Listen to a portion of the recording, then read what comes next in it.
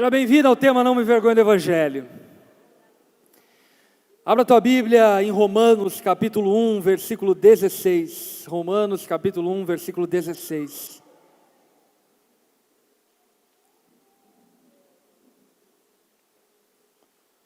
Romanos 1, 16.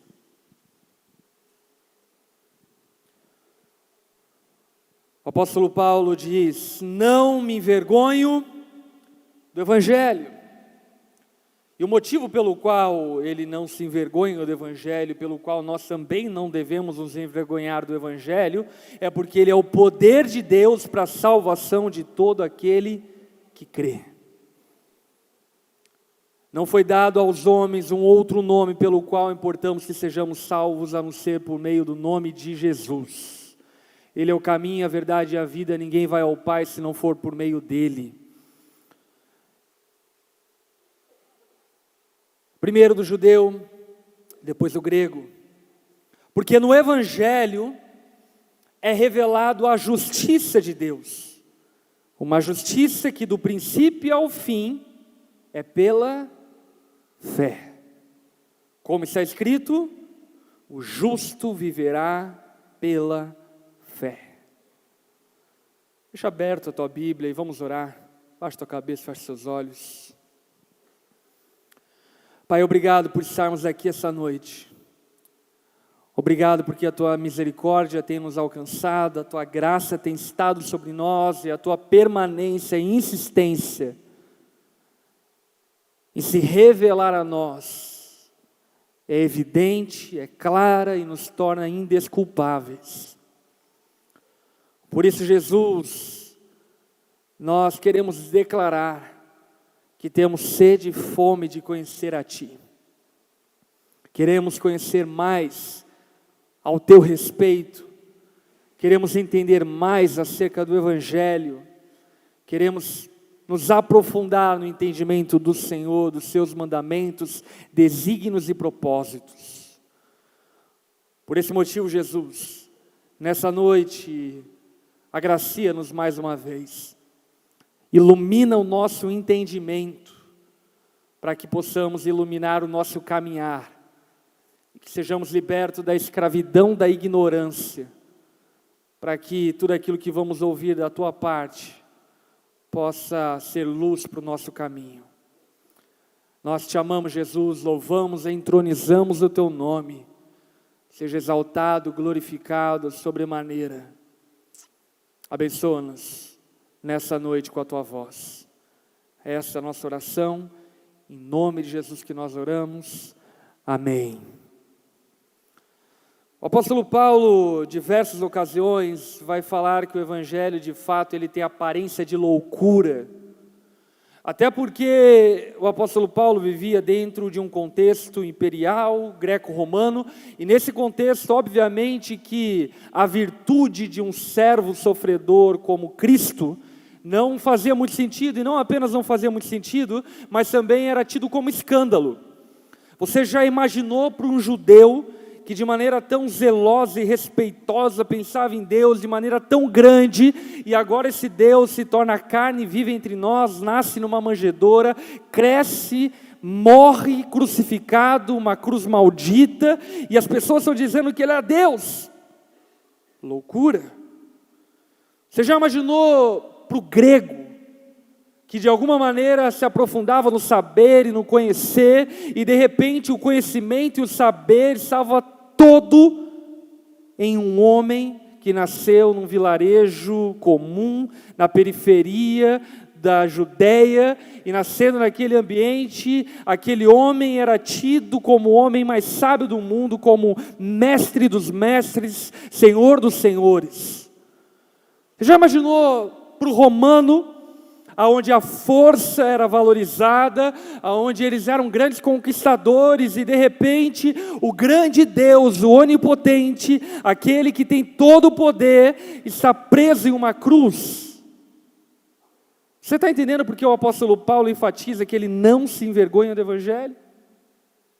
Ele está enfatizando porque de fato, dentro do contexto onde ele estava inserido, e não apenas dentro do contexto onde ele estava inserido, mas ainda hoje, Crer no Evangelho exige de mim e de você uma dose de humildade, para reconhecer glória, para reconhecer valor, para reconhecer salvação em Cristo, crucificado.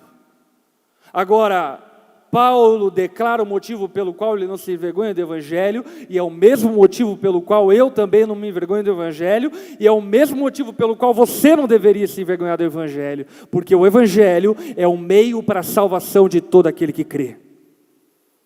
Não existe salvação por outro viés, por outro caminho, que não a partir do Evangelho. A partir do produto da fé, crendo na obra e no ministério de Cristo, que de uma vez por todas levou sobre si o nosso pecado, nos fazendo justiça de Deus. E o apóstolo Paulo diz que no Evangelho é revelada a justiça de Deus. Por que é revelada a justiça de Deus? Ele vai então continuar explanando acerca do Evangelho, e esse é o tema introdutório do Não Me Vergonha do Evangelho, e nesse tema introdutório do Não Me Vergonha do Evangelho, o tema de hoje é a ira de Deus contra o pecador. A ira de Deus contra o pecador. Enfim, um assunto não muito popular, e que não dá muitos likes. Porém, a mensagem do Evangelho, ela não tem sentido, e ela não faz sentido se nós não entendermos a ira justa de Deus contra o pecador. Para isso, o versículo 18, o apóstolo Paulo vai falar sobre a ira. Olha só o versículo 18. Portanto, a ira de Deus é revelada dos céus contra toda a impiedade e injustiça dos homens que suprimem a verdade pela injustiça. Daqui a pouco nós vamos nos deter um pouco mais sobre a ira. Mas antes eu quero me deter um pouco sobre o motivo da ira. O motivo da ira de Deus passa primeiro pela impiedade. O que é impiedade? Você já ouviu essa outra palavra? Ímpio. Quem já ouviu? Impiedade nada mais é do que a atitude do ímpio. O homem impiedoso é aquele que é ímpio. O homem piedoso é aquele que tem piedade, que aliás está chegando. E aí então, Paulo está dizendo que a ira de Deus está revelada contra a humanidade por conta da sua impiedade, porque o homem tem praticado a impiedade, ele se tornou ímpio. E conforme a definição do dicionário, ímpio é aquele ou quem não tem fé, ou tem desprezo pelas coisas da religião. Portanto, ser ímpio não é ser imoral. Amém? Apesar, obviamente, que a impiedade contém a imoralidade, mas ainda assim a imoralidade é um subproduto da impiedade. A impiedade nada mais é do que o menosprezo, do que a rejeição das coisas espirituais, das coisas de Deus.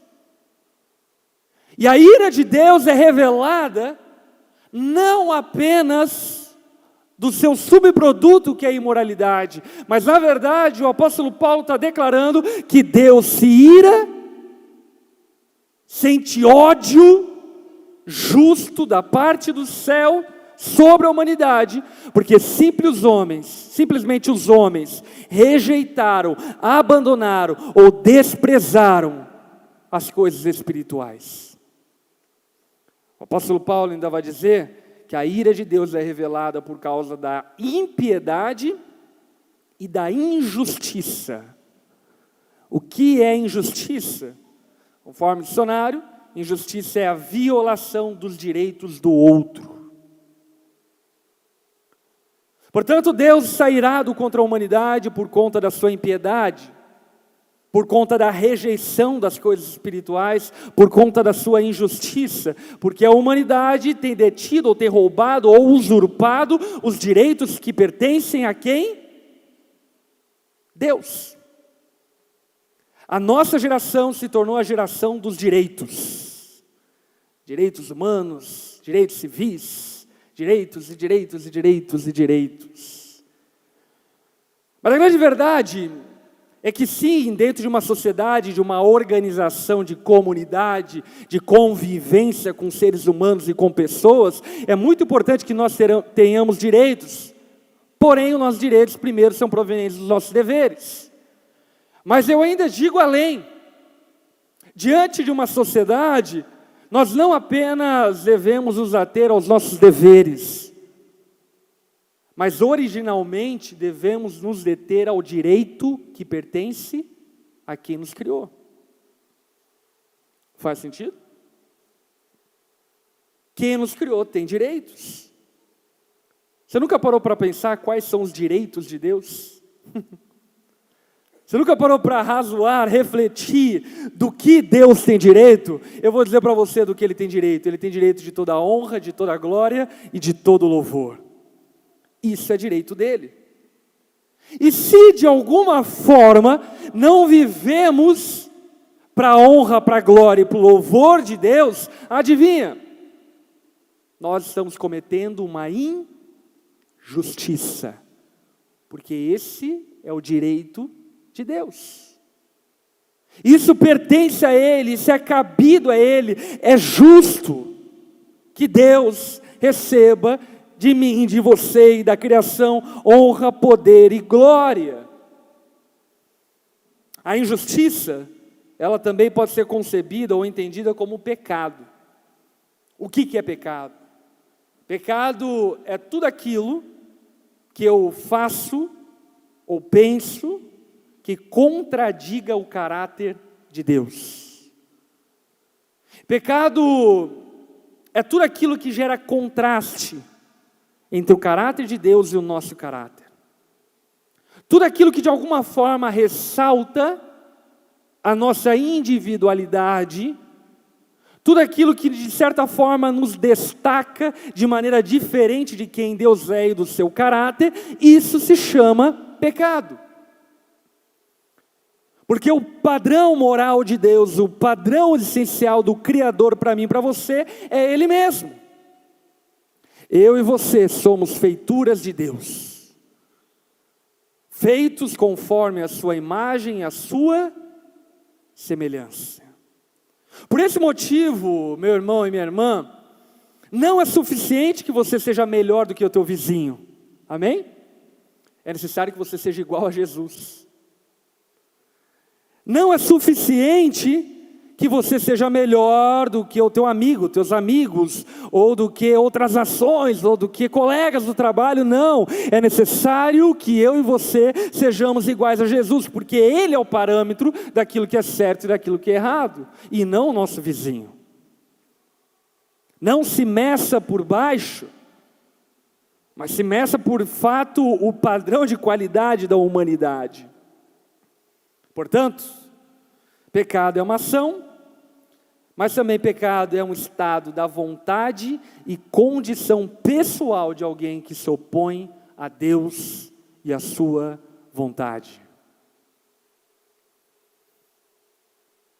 Pecado é uma condição pessoal de alguém que se opõe a Deus e a sua vontade. Se você tem se oposto à vontade de Deus, seja lá em qual área for, você está em pecado. Pastor, mas eu sou uma pessoa boa. Primeiro, não é. E segundo, ainda que você fosse uma pessoa aparentemente boa, ainda assim, se você não vive sob a vontade de Deus, você está em pecado. Por qual motivo? Pelo simples motivo que o crivo de juízo e justiça não é feito pelo homem, mas é feito por Deus. E sendo feito por Deus, pouco importa o que eu penso, o que você pensa, ou o que qualquer outro homem pensa, importa o que o juiz pensa. É engraçado pensar que, por exemplo, nessa semana que passou, nós como brasileiros, tivemos aí um grande escândalo no mundo dos famosos. Neymar, enfim, postou lá um vídeo falando sobre as suas intimidades com uma mulher que havia, enfim, o acusado de estupro. É interessante olhar para isso, Porque, de certa maneira, para mim, o grande erro e equívoco do Neymar foi desconsiderar o fato de que a internet não tem poder para julgar ele. É o juiz que vai julgar ele. Pouco importa o que qualquer pessoa pense. Se o juiz dizer condenado, ele está condenado. E de alguma maneira esse retrato do Neymar é o retrato nosso. Parece que de alguma maneira nós estamos mais interessados com a aceitação ou rejeição das pessoas ao nosso redor do que a aceitação ou rejeição de Deus. E por isso incorremos em pecados. Porque nos opomos à verdade, ao padrão, àquilo que Deus espera de mim e de você. Agora, algo que eu acho fantástico no que Paulo está trazendo, é que ele fala que a impiedade e a injustiça é proveniente de uma coisa que vem antes. O quê? Supressão da verdade. Supressão da verdade. Ou uma outra versão vai dizer detenção da verdade. E essa palavra, quando traduzida do grego para o português, ela é muito interessante, porque deter, de maneira literal, é uma figura de alguém afogando outra pessoa que detém ela embaixo, se afogando abaixo da água até que ela morra. E o que Deus está dizendo é que a humanidade faz exatamente isso. Suprime a verdade até que ela morra. O problema é que a verdade é Cristo, a gente mata e Ele ressuscita. Não tem como matar a verdade. Porém, a tentativa humana é exatamente essa. Supressores da verdade. Pessoas que tentam afogar, matar a verdade. A verdade acerca de mim, a verdade acerca de você, a verdade acerca daquilo que é certo e daquilo que é errado. Mas no fim das contas, a tentativa de suprimir, cancelar, eliminar, extinguir a verdade, ela é falha. Porque a verdade, ela nunca vai deixar de existir, como Cristo nunca deixará de existir. Por isso, o apóstolo Paulo, em outro texto, vai dizer em Efésios capítulo 2, versículo 3, algo que precisa chamar a nossa atenção. Ele diz: anteriormente, todos nós também vivíamos entre eles, os que praticam a impiedade e a injustiça, satisfazendo as vontades da nossa carne, seguindo os seus desejos e pensamentos. Como os outros, éramos, por natureza, merecedores da ira de Deus. Diga assim: éramos, por natureza, merecedores da ira de Deus. O que Paulo está dizendo aos Efésios, e que inteira o que ele está dizendo aos Romanos, é que de maneira natural, todos nós nascemos no pecado, e por consequência disso, todos nós naturalmente somos merecedores da ira de Deus. Agora, você não pode confundir a ira de Deus com a ira da tua namorada. Você não pode confundir a ira de Deus com a ira dos teus amigos. A ira de Deus, diferentemente da ira da sua namorada, dos seus amigos ou qualquer outra pessoa, ela é proveniente de justiça e não proveniente de egoísmo. Ela não nasce num desejo patológico de obter e ter aquilo que se quer ter. Ela não nasce a partir de um capricho, mas ela nasce a partir de uma virtude. Qual virtude? Deus é justo. E sendo justo, Deus precisa julgar e se irar com o pecado humano. Vamos lá, meus amigos, nós não somos nem tão bons assim, mas vamos supor que alguém estupre um familiar, um ente seu querido que estava indo para o trabalho, e pega essa pessoa, estupra e causa todo tipo de malefício àquela pessoa, emocional, enfim, não preciso nem dizer.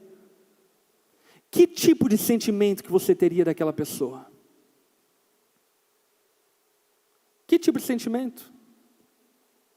Não vem com um falso evangelho.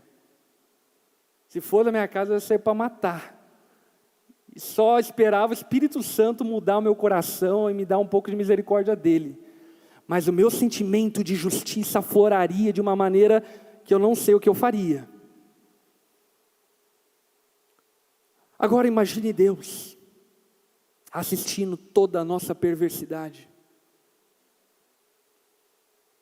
conhecendo todas as nossas intenções. Você já parou para pensar nisso? Você já parou para pensar o Deus que sonda e conhece os nossos corações e intenções? Você acha que o fato de Ele estar irado com a humanidade não é justo? Não é certo? Deixa eu dizer para você algo que eu tenho com muita convicção isso. Se Deus não tivesse irado com a humanidade, eu não confiaria nele. Eu não confiaria nele. Se Deus não estivesse irado com o meu pecado, Ele não seria digno de confiança. Por que Ele não seria digno de confiança? Porque Ele seria como qualquer outro Deus ou falso Deus que passa o pano no pecado dos homens por interesse próprio. E esse não é Deus. Deus está irado com a humanidade por conta da nossa natureza pecaminosa. Algo precisa ser feito em nós, porque todos nós estamos condenados, merecemos a ira e o castigo de Deus.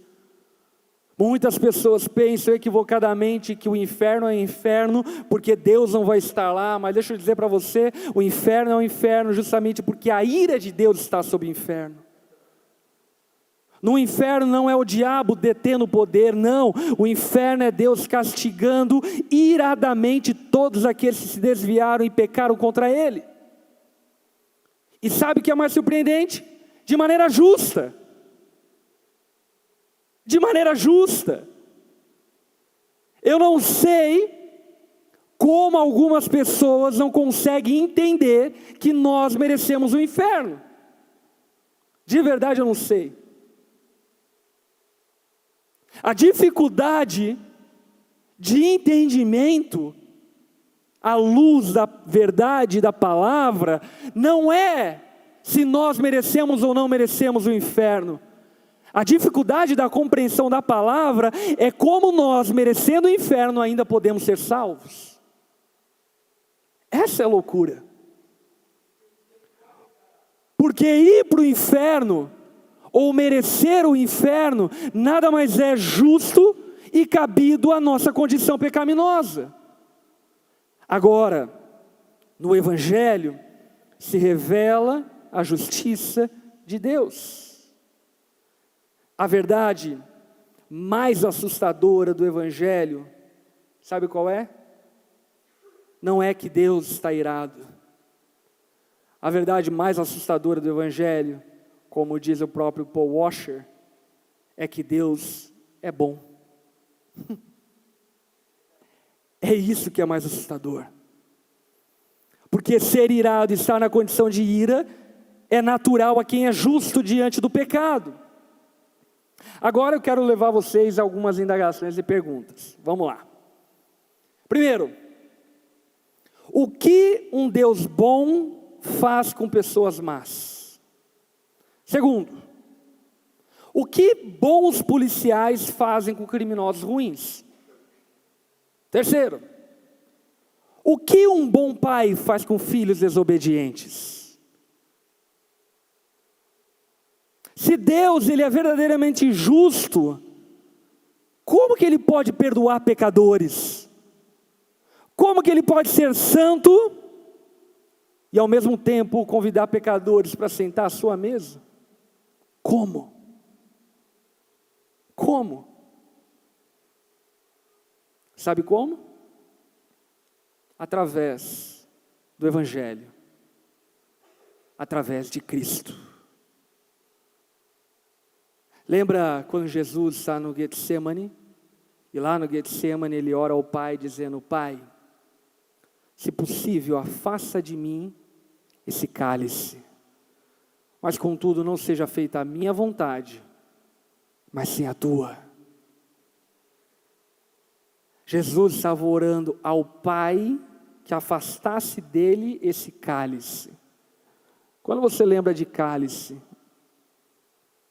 o que você traz à memória a partir de uma perspectiva bíblica? Apocalipse capítulo 16. As 7 taças da ira de Deus. Sabe qual é o cálice que Jesus bebeu na cruz do Calvário? O cálice da ira de Deus. Meu irmão, minha irmã, não era o diabo que estava pregando Jesus na cruz. Era o Pai, como Abraão, que estava entregando seu filho em cima do altar, para ser propiciação pelos nossos pecados. Era uma auto-entrega, era um auto-sacrifício. Não foram os romanos nem os judeus que prenderam Jesus na cruz. Jesus sempre afirmou e declarou veementemente: eu vim exatamente para isso. Ele mesmo profetizou acerca dele mesmo: eu destruirei esse templo e esse templo será reerguido em 3 dias. Na cruz do Calvário, a ira de Deus contra o pecado da humanidade toda estava posta sobre os ombros de Jesus. Por isso que Isaías diz que ele levou sobre si os nossos pecados. Ele foi esmagado por nossas iniquidades e o castigo que nos trouxe a paz estava sobre ele. Jesus bebeu o meu cálice e o seu cálice. A resposta para as perguntas de como Deus pode perdoar os pecadores está na cruz de Cristo. Pela graça e misericórdia, Ele decidiu nos amar. Não porque nós tenhamos valor, mas simplesmente porque Ele tem todo o valor. E por meio da fé, nos dar acesso à salvação eterna.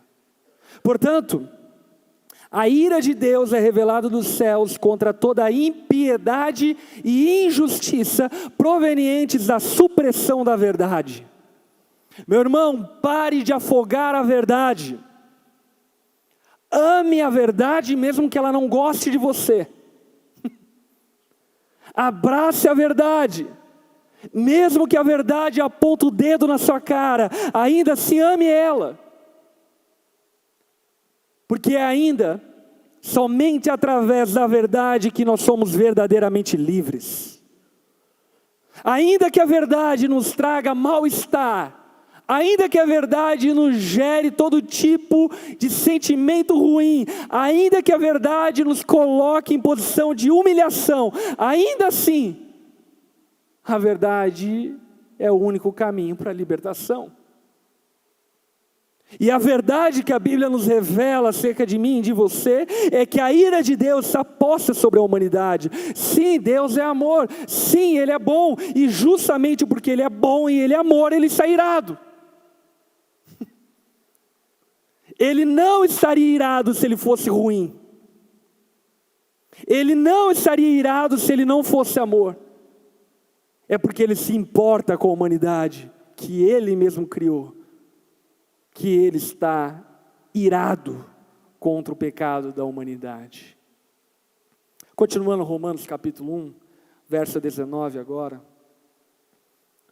Pois o que de Deus se pode conhecer é manifesto entre eles, porque Deus lhes manifestou. Pois desde a criação do mundo, os atributos invisíveis de Deus, seu eterno poder e sua natureza divina, têm sido vistos claramente, sendo compreendido por meio das coisas criadas, de forma que tais homens são indesculpáveis. Coloque a mão no seu peito e diga assim: eu sou indesculpável. Não tem desculpas.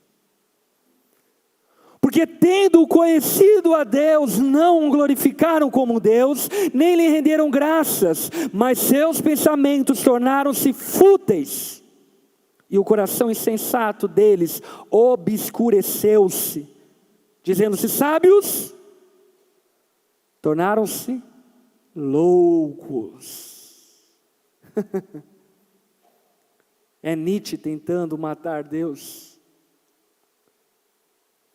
E tantos outros sábios loucos ao longo da história, querendo colocar Deus de escanteio.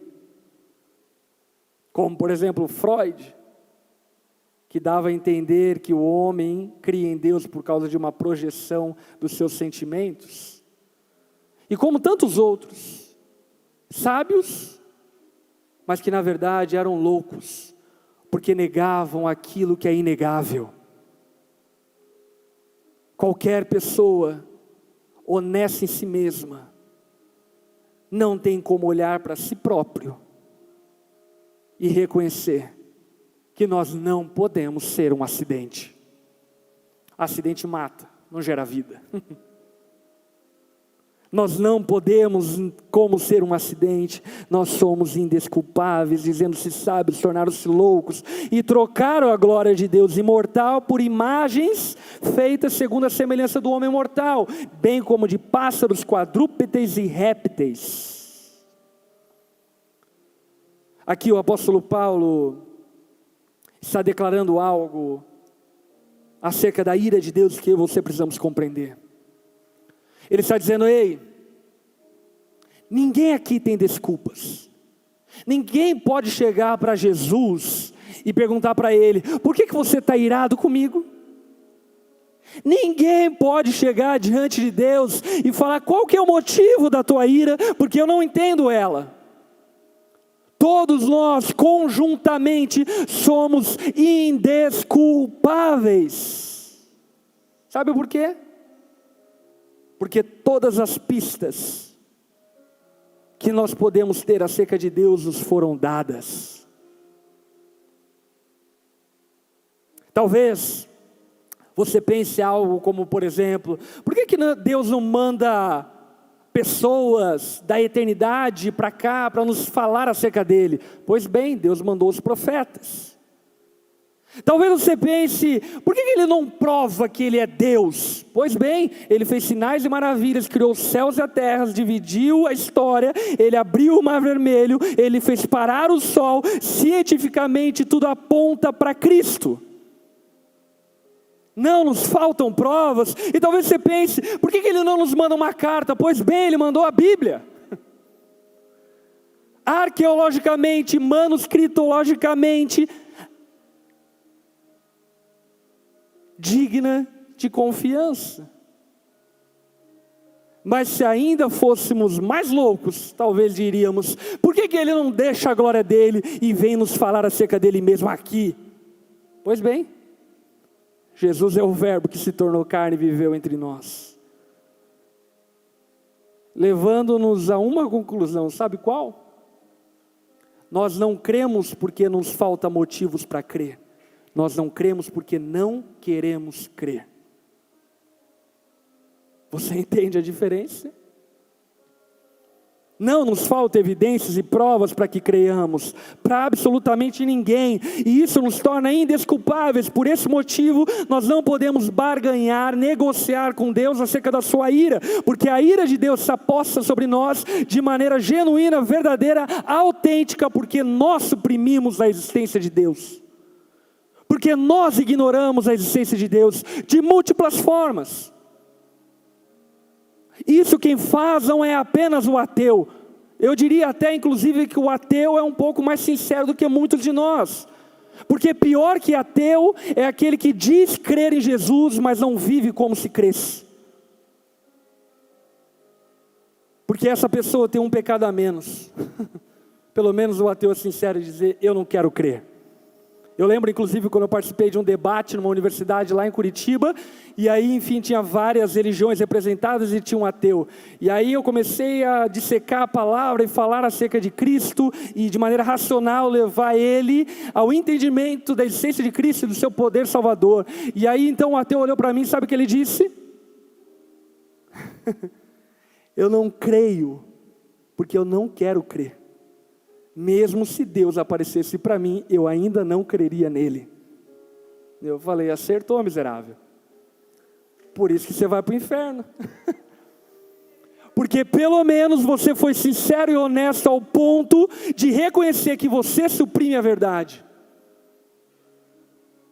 Diferentemente de tantos outros. Versículo 24 de Romanos capítulo 1.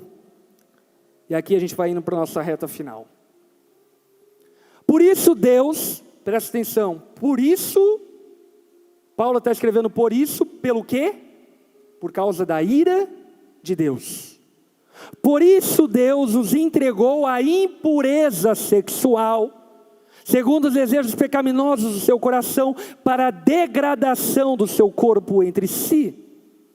Trocaram a verdade de Deus pela mentira e adoraram, serviram as coisas criadas em lugar do Criador, que é bendito para sempre, amém. Por causa disso, Deus os entregou a paixões vergonhosas. Até suas mulheres trocaram suas relações sexuais naturais por outras contrárias à natureza. Da mesma forma, os homens também abandonaram as relações naturais com as mulheres e se inflamaram de paixões uns pelos outros. Começaram a cometer todos os atos indecentes, homens com homens, e receberam em si mesmos o castigo merecido pela sua perversão.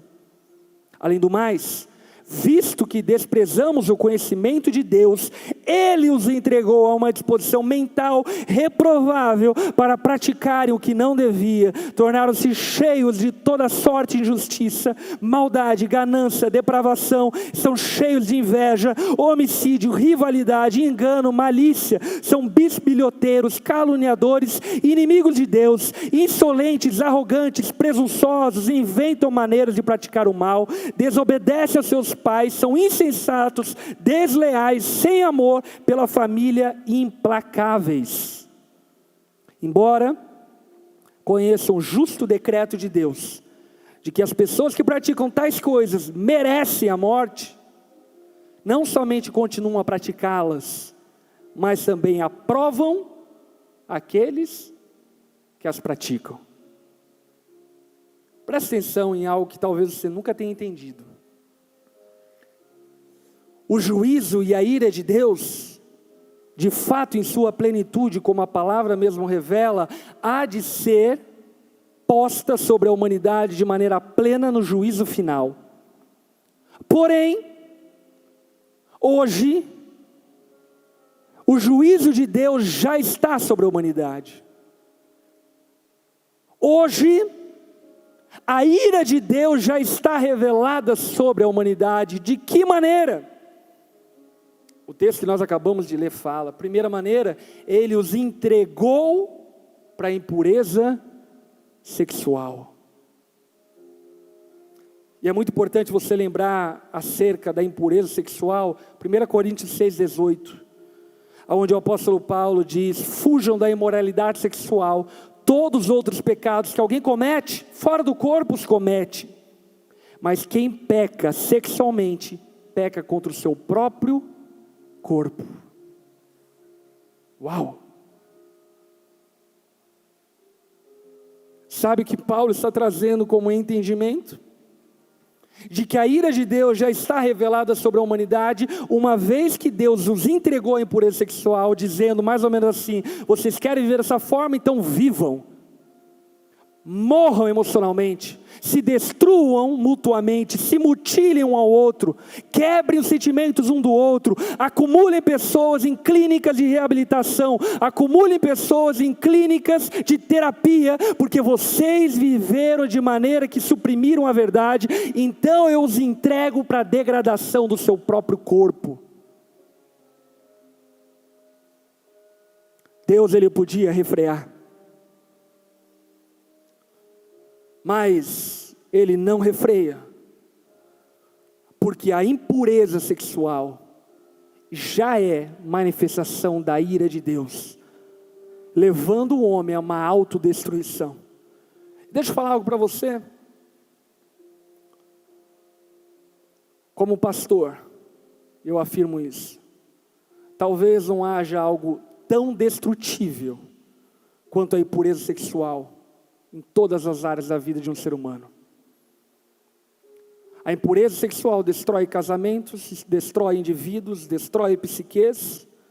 A impureza sexual destrói destinos. A impureza sexual escraviza homens, escraviza mulheres. A impureza sexual objetifica aquilo que é santo. A impureza sexual degrada o ser humano, objetificando e tornando o ser humano aquilo que ele não é, desalmando o ser humano, desumanizando o ser humano. A ira de Deus se aposta sobre a humanidade, porque Deus entregou à humanidade a impureza sexual. A ira de Deus está sobre a humanidade. Em segundo momento, Paulo fala que é revelada a ira de Deus sobre a humanidade, tendo uma vez Deus entregue os homens a paixões vergonhosas. O que é vergonha? Definição do dicionário: caráter daquilo que humilha, degrada, estado ou condição que revela alto grau de baixeza, torpeza, abjeção, degradação. Claramente o apóstolo Paulo está falando sobre essa degradação a nível da homoafetividade, mas essas paixões vergonhosas não apenas tocam o campo da homoafetividade, mas tocam todos os campos da imoralidade, da impureza, da degradação do ser humano. Como quais? Por exemplo, que vergonha um homem casado há 30, 40 anos deixar sua esposa para ficar com uma menina de 18 anos. Que vergonha! Parece que nós nos acostumamos com aquilo que é tão baixo, mas que vergonha! Que vergonha os seres humanos comprarem uns aos outros como se o nosso corpo tivesse um preço. Que vergonha!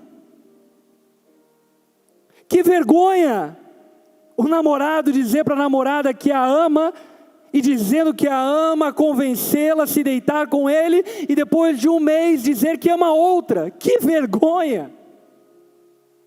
Você está percebendo o quanto nós estamos mergulhados em paixões vergonhosas, abjetas? Paixões vergonhosas que produzem vergonha em quem nós somos. E obviamente que para que não sintamos tanta vergonha, o que por vezes nós fazemos é tentar cauterizar a nossa vergonha. É como, por exemplo, o palmeirense que quer dizer que o Palmeiras é o melhor time do mundo, sendo que nem mundial ganhou. Só para sair um pouco da tensão da ira. Pessoas vivem se entregando a paixões vergonhosas. E Deus permite que pessoas se entreguem a paixões vergonhosas por conta da sua ira. É como aquele pai que diz para o filho: você quer pegar no fogão? Pega. Só para o filho se queimar. E nunca mais pegar a mão no fogão. Deus do céu está olhando para a humanidade e dizendo: você quer passar vergonha? Passa, filho. Dá louca. Manda nude para o Neymar. Vai lá, dê a louca, saia por aí se degradando, passe vergonha, para sua autodestruição. Deus ainda diz que Ele entregou a humanidade a uma disposição mental reprovável. Em outras palavras, o ser humano se tornou nécio no saber. O ser humano se tornou lento para entender as coisas. O ser humano se tornou vagaroso. Vagaroso acho que é um elogio ainda. Se tornou paralisado para compreender e enxergar as coisas que estão debaixo dos seus olhos. E Deus entregou o homem por conta da sua ira a uma disposição mental reprovável, e essa disposição mental reprovável, por sua vez, tornar os homens cheios de injustiça, maldade, ganância, depravação, inveja, homicídio, rivalidade, engano, malícia, bisbilhotagem, calúnia, inimigos de Deus, insolentes, arrogância, presunção, invenção de maneiras de praticar o mal, desobedientes aos pais, insensatos, desleais, sem amor à família, implacáveis. Sabe por que a humanidade está da maneira como está? Não é porque o diabo está trabalhando, é porque Deus nos entregou aos nossos maus desejos. É porque Deus, olhando a supressão da verdade, a impiedade, a injustiça, disse: é isso que vocês querem viver, então deixa eu deixar vocês viver o que vocês querem viver. Aí vocês vão ver então o feminicídio acontecendo. Desobedeça a Deus. Aí vocês vão ver infanticídio acontecendo, aí vocês vão ver montantes suicídios vez após vez acontecendo, aí vocês vão ver todo tipo de genocídio, homicídio, aí vocês vão olhar para a história e vão lamentar e chorar tantas pessoas que morreram no nazismo, ou morreram no comunismo chinês, ou no comunismo russo, simplesmente porque vocês rejeitaram quem Deus é. Trocaram a glória de Deus por caprichos, por prazeres voláteis, passageiros e transitórios. Existe esperança em relação à ira de Deus? Existe. A pregação de Jesus em Mateus capítulo 3, versículo 2 deixa claro: arrependam-se, pois o reino de Deus está próximo. Arrependam-se. A voz profética tem ecoado de geração em geração, clamando por arrependimento. Arrependam-se, se dobrem diante de Deus, percebam que praticar ritos religiosos não é suficiente, é necessário um arrependimento profundo. E esse arrependimento profundo não é meramente você deixar de fazer algumas coisas erradas, não. Esse arrependimento profundo não é meramente você ter uma mudança da forma como você pensa, não. Esse arrependimento profundo é tornar Cristo o seu Senhor e levar a sua vontade cativa à vontade de Deus, tornando Ele Rei, Senhor da sua vida. Arrependimento não é repetir uma oração. Arrependimento não é tomar banho numa piscina. Arrependimento não é frequentar uma igreja evangélica, cristã, católica, seja lá o que for. Arrependimento é tornar Jesus o teu Senhor. Abandonar a tua rebeldia. Parar de tentar suprimir a verdade, de deter a verdade, aceitar a verdade a teu respeito, e aceitando ela ao teu respeito, ser liberto por meio da verdade, porque a verdade tem poder para libertar todo aquele que crê. Eu e você podemos ser livres da ira de Deus por meio da fé. O justo viverá pela fé. Deus, em sua eterna graça, amor, bondade, decidiu levar sobre si toda a ira divina, para que eu e você pudéssemos ser salvos, libertos da nossa condenação, e pudéssemos viver eternamente junto a Deus, de eternidade a eternidade. Baixe tua cabeça, feche seus olhos.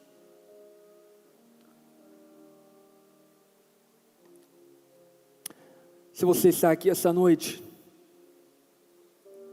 e honestamente, ouvindo a respeito desse Deus que está irado, talvez você fique em choque, porque talvez você nunca ouviu isso. Talvez até aqui, Você ouviu coisas acerca de Deus que não o definem na sua completude. Mas eu preciso dizer para você, Deus é bom, Ele é justo, Ele é amor, e por isso Ele está irado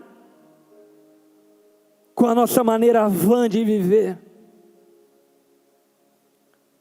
E sabe, algo talvez no seu interior diz, eu preciso me arrepender. Eu preciso de perdão, eu sou essa pessoa, eu mereço a ira de Deus, e eu não quero a ira de Deus sobre mim, eu quero o amor, a graça e a bondade dEle sobre mim. Você está aqui essa noite,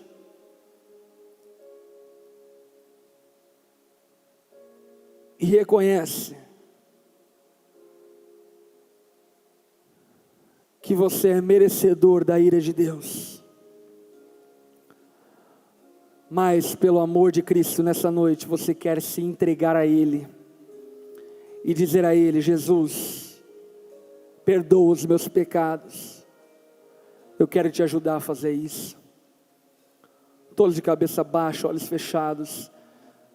Se você ainda não se rendeu a Cristo, não se arrependeu dos seus pecados, e nessa noite você quer fazer isso diante de Deus, e receber gratuitamente a salvação que existe por meio de Jesus, aí no seu lugar de cabeça baixa, olhos fechados, eu quero convidar você a fazer uma oração junto comigo. Diga assim para Jesus, repita comigo, diga assim a Ele, Senhor Jesus, nessa noite, eu entrego minha vida a Ti, reconheço que mereço a Sua ira, mas eu clamo por misericórdia. Eu creio, Jesus, que o Teu sangue na cruz não foi em vão. Eu creio, Jesus, que o Teu sangue derramado é o sangue que me liberta, me lava e me redime de toda condenação. Por isso, Jesus, nessa noite, eu declaro que eu desejo a salvação, eu desejo o perdão dos meus pecados, e Te recebo em minha vida, Jesus, como meu Senhor e meu Salvador a partir de hoje. Eu oro dessa forma, em nome de Jesus, amém. Todos de cabeça baixa, olhos fechados. Se você fez essa oração entregando sua vida a Jesus, eu gostaria muito de orar por você. Eu queria que aí no seu lugar você levantasse uma das suas mãos. Eu quero te ver e eu quero orar por você. Você que fez essa oração entregando sua vida a Jesus, levante uma das suas mãos. Amém. Amém. Algo glorioso da parte de Deus está acontecendo no seu interior. Eu não me envergonho do Evangelho, porque ele é salvação para todo aquele que crê. Você que levantou suas mãos, eu quero pedir mais uma gentileza. Se coloque em pé no seu lugar, por favor. Todos vocês que levantaram suas mãos, se coloquem em pé, nós vamos orar por vocês. Quero convidar a igreja que está próxima a essas pessoas para ir até eles e elas, abraçarem junto comigo eles e elas, para que juntos nós possamos orar e clamar a Deus graça e misericórdia sobre a vida desses irmãos.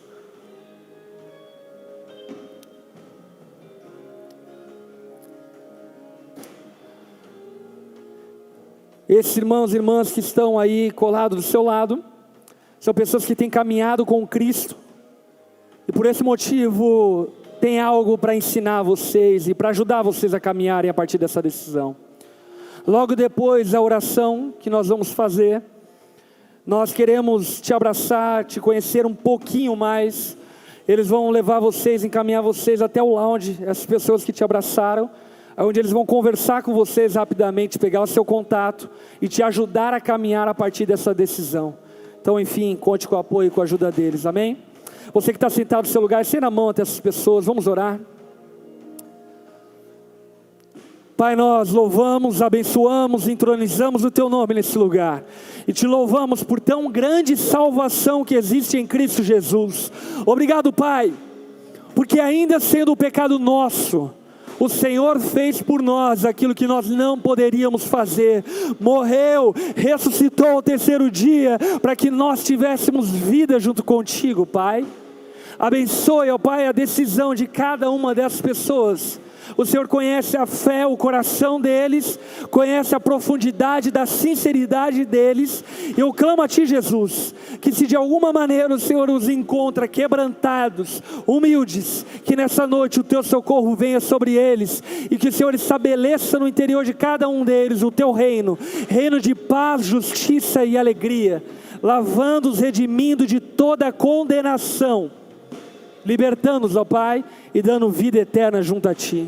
Os abençoe dessa forma, Jesus. Nós oramos e os abençoamos em nome de Jesus. Amém e amém.